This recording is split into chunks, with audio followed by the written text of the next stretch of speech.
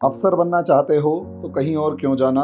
Google play store से हमारी app IAS with Harimohan download करो और तैयारी शुरू करो। हेलो दोस्तों, नमस्कार, आदाब, सत श्री अकाल। क्या हाल है आप लोगों के? उम्मीद करता हूँ अच्छे होंगे, सब कुछ कुशल मंगल होगा, सुरक्षित होगा।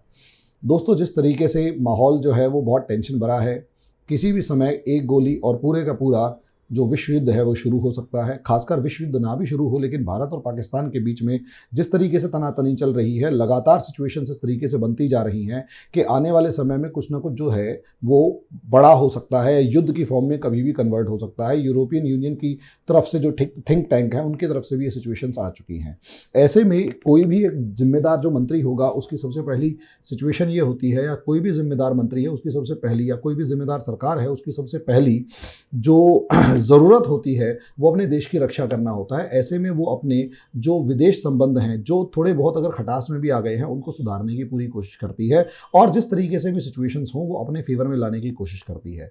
ये दावपेच का माहौल चल रहा है और सीमा के ऊपर जैसे जैसे टेंशन बढ़ रही है वैसे वैसे सीमा के ऊपर जैसे जैसे टेंशन बढ़ रही है वैसे वैसे लगातार सिचुएशंस जो हैं वो काफ़ी ज़्यादा टेंशन भरी या काफ़ी ज़्यादा माहौल में आगे आती जा रही हैं। तो दोस्तों, सिचुएशन जो है वो उसे समझिए और राजनाथ सिंह के ईरान जाने के मायने को क्या किस तरीके से देखा जाए। तो दोस्तों, अगर हम यहाँ पर अपनी सिचुएशन को देखते हैं तो सबसे पहले अपना एक न्यूज़ देखा जाएगा कि चीन और पाकिस्तान को सख्त संदेश देने पहुंचे राजनाथ सिंह। मध्य एशियाई देशों को भी साधा, और अमर उजाला की ये खबर है। इसी तरीके से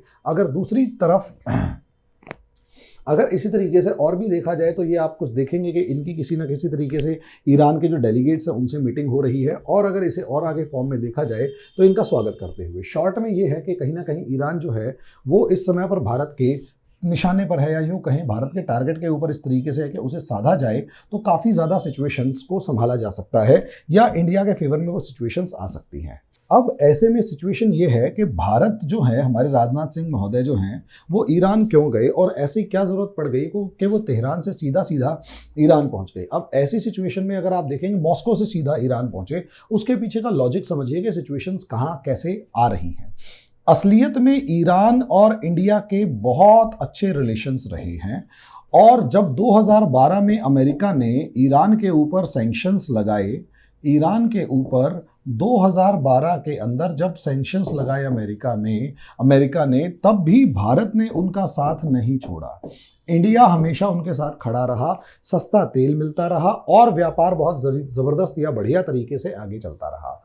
2012 तक ये सिचुएशंस 2019 तक ये सिचुएशंस कॉन्टिन्यूस थी, लेकिन 19 के अंदर जो है इंडियन फॉरेन पॉलिसी में पैराडाइम शिफ्ट देखने को मिल रहा है। पैराडाइम शिफ्ट जो है वो देखने को मिल रहा है और पूरी की पूरी जो फॉरेन पॉलिसी है वो एक तरफा होती हुई नज़र आ रही है। और इस पैराडाइम शिफ्ट के अंदर प्रो अमेरिका फॉरेन पॉलिसी यहाँ पर नज़र आई। ऐसी सिचुएशन में वो अमेरिका फॉरेन पॉलिसी अगर नज़र आई और अमेरिका जो है वो ईरान के ऊपर सैंक्शंस लगा के उसे कमज़ोर रखना चाहता है और प्रो अमेरिका फॉरेन पॉलिसी नज़र आ रही है, तो ईरान से आप लोगों ने जो ऑयल है वो ख़रीदना बंद कर दिया, ईरान को जो एक्सपोर्ट्स हैं वो पहुंचाने बंद कर दिए, और जो इन्वेस्टमेंट प्लान ईरान के अंदर थे, इन्वेस्टमेंट प्लान्स जो ईरान के अंदर थे वो आप लोगों ने काफ़ी ज़्यादा हद तक आपकी सरकार ने कम कर दिया। और खासकर 2019 के बाद ये सिचुएशन लगातार चलती चली गई और कहीं ना कहीं इंडिया जो है वो अमेरिका के खेमे में खुलकर जाने लगा। अब ऐसी सिचुएशन में जब अमेरिका के खेमे में इंडिया खुलकर जाने लगेगा और पूरे तरीके से अमेरिका के फेवर में चला गया है, तो ईरान से आपने इन्वेस्टमेंट प्लान्स को डाउनफॉल कर दिया, कैंसिल नहीं किया तो कम से कम उनमें बात आगे नहीं बढ़ाई, और जो भी फाइनेंसेस आप वहां पर भेज रहे थे, जो भी आप इन्वेस्टमेंट भेज रहे थे, वो आपने लगभग बंद कर दी, एक्सपोर्ट्स बंद कर दिए, और ऐसे में ईरान को लगभग पूरे तरीके से खुला छोड़ दिया अपनी तरफ से। यही एक रीज़न है कि जो ईरान के जो प्रीमियर हैं खामेनी, उन खामेनी का एक जवाब आया, या दो बयान उनके बहुत ज़्यादा इंपॉर्टेंट हैं, जिनमें एक में वो अमेरिका को क्रिटिसाइज़ करते हुए ये दिखाई दे रहे हैं कि उन्होंने अमेरिका का क्रिटिसिज्म इस तरीके से किया है, उन्होंने अमेरिका का क्रिटिसिज्म इस तरीके से किया, इतने दमदार, इतने कड़े शब्दों में किया कि अमेरिका जैसा मानवता का दुश्मन देश कोई नहीं हो सकता जो कोविड-19 जैसी प्रॉब्लम्स में भी सैंक्शन में छूट नहीं दे रहा। लेकिन उसके साथ में जो उन्होंने शब्द कहे वो भारत के लिए बहुत चिंताजनक हैं। उनके शब्द ये थे कि ऐसे कठिन समय में, कोविड-19 जैसे समय के अंदर भी हमारे दोस्तों ने हमारी मदद नहीं की, हमारे दोस्तों ने हमारी मदद नहीं की। ऐसे में उनका साफ साफ इशारा एक पार्टी, जो इनके दोस्तों की एक पार्टी में है, वो इंडिया है। तो एक तरीके से साफ साफ इशारा इंडिया की तरफ भी है कि इंडिया ने भी उनकी मदद नहीं करी। ऐसी सिचुएशन में अगर आप देखते हैं तो यहाँ पर इंडिया की फॉरेन पॉलिसी के ऊपर जो क्वेश्चन मार्क लगा वो ये लगा कि असलियत में आइसोलेशन की जिंदगी जी रहा, आइसोलेशन यानी एकांतवाद की फॉर्म में ये कहो या अलग थलग पड़ा हुआ ईरान जो है, इसके पास नो ऑप्शन टू सर्वाइव, इसके पास ऑप्शन नहीं थे सर्वाइव करने के। ऐसे में इसको ना चाहते हुए भी, ईरान को ना चाहते हुए भी चाइना के फेवर में जाना पड़ा और China got the space to interfere into Iran. China जो है got the space to interfere into Iran. China ने स्पेस मांगा, चाइना को स्पेस मिल गया कि वो ईरान के अंदर एंट्री करे। और यही रीज़न है, पिछले महीने खबरें जो खबरें आई वो ये आई कि ईरान के अंदर अगले 25 सालों में $400 बिलियन का इन्वेस्टमेंट करने की तैयारी चाइना कर चुका है। भले ही वो ना करे, भले ही जो टर्म्स एंड कंडीशंस हैं वो बहुत ज़्यादा टफ हों, बहुत सारी टफ हों, और साथ में may be possible not in favour of Iran हो for long term, favour of Iran for long term. समझे, लॉन्ग टर्म में भले ही फेवर में ना हो, लेकिन जिस तरीके से सिचुएशन है वो ये है कि इसमें जो तुरंत, जो एट रैंडम, जो तुरंत वाली जो सिचुएशन है उसमें ईरान को पैसा मिल गया सरवाइव करने के लिए। ऑब्वियस सी बात है, ईरान का चाइनीज कैंप ज्वाइन करना कोई नई बात नहीं थी, लेकिन अब भारत के रक्षा मंत्री का वहां पर जाने का मतलब क्या बैठता है उसे देखने की जरूरत है। असलियत में जिस तरीके से ईरान गए हैं, तेहरान गए हैं, जिस तरीके से इंडिया के रक्षा मंत्री मॉस्को से आते हुए तेहरान जाने के पीछे का एक लॉजिक ये है कि जो भी चाबहार पोर्ट के ऊपर आपकी कमिटमेंट्स थी, चाबहार पोर्ट के ऊपर जो भी इंडिया की कमिटमेंट्स थी, उनमें जो भी डिले हो रहा था, मे बी पॉसिबल उनका वादा पूरा करने के लिए कि जो यहाँ पर है वो हमें बनाए रखी जाए, और इस चाबहार का जो 10 साल का जो एग्रीमेंट है वो जोड़े रखा जाए, या उसे आप कहीं ना कहीं ख़त्म ना करें या कुछ भी। एक चीज़ तो मे बी पॉसिबल ये है, लेकिन दूसरा जो मायने सबसे ज़्यादा इंपॉर्टेंट है पुरानी दोस्ती के नाम पे, कि यहाँ अफगानिस्तान से जो बॉर्डर लगता है उस सड़क के ऊपर मे बी पॉसिबल यहाँ कोई बातचीत हो, किसी तरीके के प्रोजेक्ट के ऊपर एश्योरेंस दिया जाए। मुझे ऐसा इसमें से कुछ नहीं लगता, लेकिन ईरान को साधने के पीछे सिर्फ एक लॉजिक जो सबसे ज़्यादा इंपॉर्टेंट लगता है वो है ईरान और पाकिस्तान की शुरू से आज तक की दुश्मनी। ईरान और पाकिस्तान की जो हॉस्टिलिटी है वो अभी भी इतनी ज़्यादा है, जो पॉसिबली ये जो दुश्मनी है ये इतनी ज़्यादा है जो चाइना से ईरान की दोस्ती पर भारी पड़ेगी। रीज़न क्या है? एक तो पाकिस्तान जो है वो सुन्नी डोमिनेटेड देश है, और दूसरी तरफ अगर आप देखेंगे तो ईरान जो है वो शिया डोमिनेटेड देश है।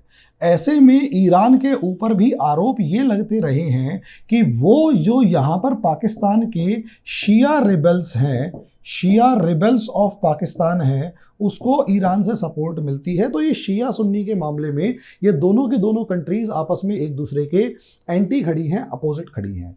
अब दूसरी सिचुएशन यहाँ पर ये आती है ईरान और पाकिस्तान की, कि ईरान जब से 1978 ऑनवर्ड्स अगर देखा जाए तो पाकिस्तान हमेशा अमेरिकन कैंप में रहा, अमेरिकन कैंप में जो है वो पाकिस्तान रहा, और ईरान जो है वो हमेशा से 1978 ऑनवर्ड्स अगर आप देखते हैं, 1978 से आगे अगर आप देखते हैं तो ईरान हमेशा एंटी अमेरिका रहा। ऐसी सिचुएशन में जब ईरान एंटी अमेरिका रहेगा और पाकिस्तान अमेरिकन कैंप में रहेगा, तो दोनों की दुश्मनी खुल के एक दूसरे के साथ में नजर आती है। और इस अमेरिकन डोमिनेंस के चलते ही, इस अमेरिका के दबदबे के चलते ही, अमेरिकन सपोर्ट के बिहाफ पर पाकिस्तान की लगभग 2015 तक, समझे, बुलिशनेस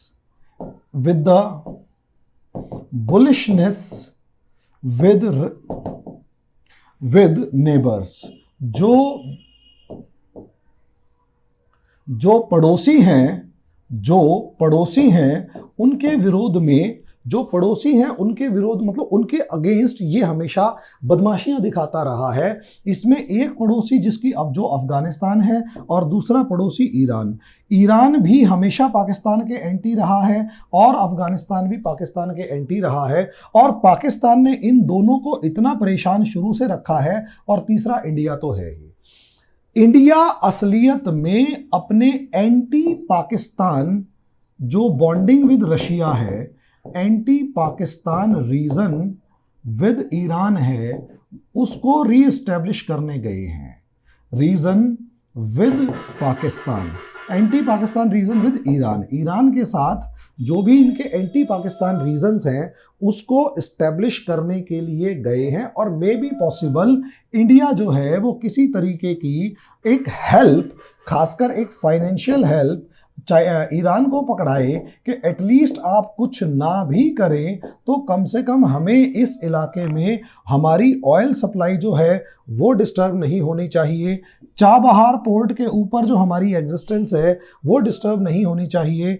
चीन का जो ग्वादर पोर्ट है वहां से अगर इधर की तरफ कोई हमला होता है तो वो आपकी सॉवरेनिटी के अकॉर्डिंग आता है। तो कुछ ऐसी सिचुएशन करिए कि ईरान के अंदर वो हमले ना हो, या चीन हमारे लोगों पर ईरान के अंदर हमले, ईरान में जो हमारे लोग हैं उन पर हमले ना करे। इस तरीके की सिचुएशंस को वहां पर हैंडल करने गए हैं। ऐसी सिचुएशन में आप याद रखिए, जब उरी स्ट्राइक का मामला हुआ था और उरी का बदला लिया गया था, तो जिस टाइम इंडिया ने ये दावा किया था कि इंडिया ने उरी सेक्टर का बदला ले लिया है और पाकिस्तान के अंदर घुस के उनको मारा गया है, तो आप इस खबर को ना भूलें कि अफगानिस्तान की तरफ से भी पाकिस्तान के ऊपर एयरफोर्स से हेलीकॉप्टरों से गोलियां चलाई गई थी और ईरान की तरफ से पाकिस्तानी बॉर्डर के ऊपर गोले दागे गए थे। और यही कारण है कि पाकिस्तान दब के बैठ गया था कि हुआ क्या। वो इंडिया की एंटी पाकिस्तान डिप्लोमेसी का एक गोल्डन पार्ट है जिसमें आप उनके घर में घुस के मारते हैं और वो न्यूक्लियर नेशन होते हुए भी कुछ नहीं कर पा रहा। लेकिन असलियत में अब ईरान के सामने कोई सिचुएशन जो है वो बच नहीं रही है।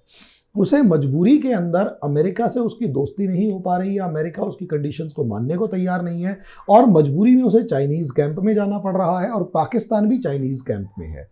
ऐसे में इंडिया के पास ईरान के अंदर ऑप्शंस कम हैं, सिर्फ इस चीज़ के छोड़ के कि इंडिया की जो एस्टेब्लिशमेंट्स ईरान में हैं वो बनी रहें, चाबहार पोर्ट में जो एस्टेब्लिशमेंट्स हैं वो बनी रहें, उनका डोमिनेंस बना रहे, इंडिया जो है अपना काम चाबहार में करता रहे और इंडियंस जो ईरान में हैं उनके ऊपर कोई अटैक ना हो। अगर ईरान पाकिस्तान के ऊपर किसी तरीके से हमला करने के लिए राजी हो जाता है तो वो तो इंडिया के लिए जिसे कहते हैं कि मैग्ना कार्टा होगा ईरान से मिलने वाला।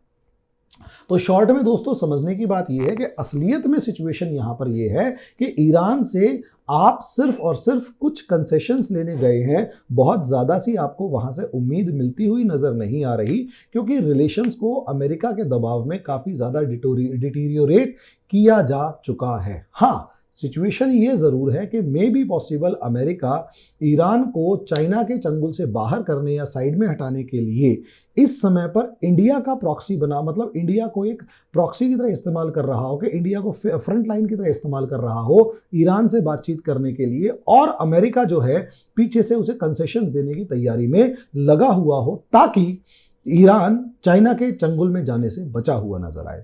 हालांकि इसकी जो सिचुएशंस हैं, इसकी जो क्या नाम है चांसेस हैं वो काफ़ी ज़्यादा कम हैं। और इसमें इस चीज़ को हमें नहीं भूलना चाहिए कि यहाँ पर अगर आप देखते हैं तो चाइना को इस $400 बिलियन के बदले इस जगह पर किश आइलैंड चाइना को दिया जा चुका है और इस जगह पर एक बंदर ए जश नाम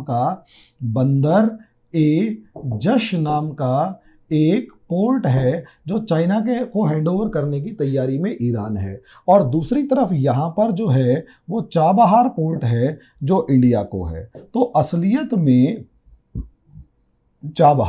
असलियत में और इसी के जस्ट आगे ये यहाँ पर जो सिचुएशन है ये ग्वादर पोर्ट की है।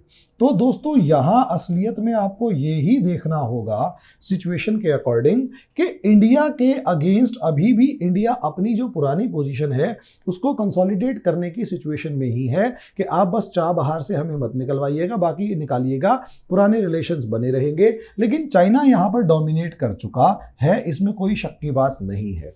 इसीलिए इंडिया ने यहाँ जाकर जो राजनाथ सिंह का दौरा है वो चाबहार पर अपनी पकड़ को मजबूत बनाए रखने के लिए है। इससे ज्यादा कोई इसका ऑब्जेक्टिव अभी हाल फिलहाल में नजर नहीं आ रहा।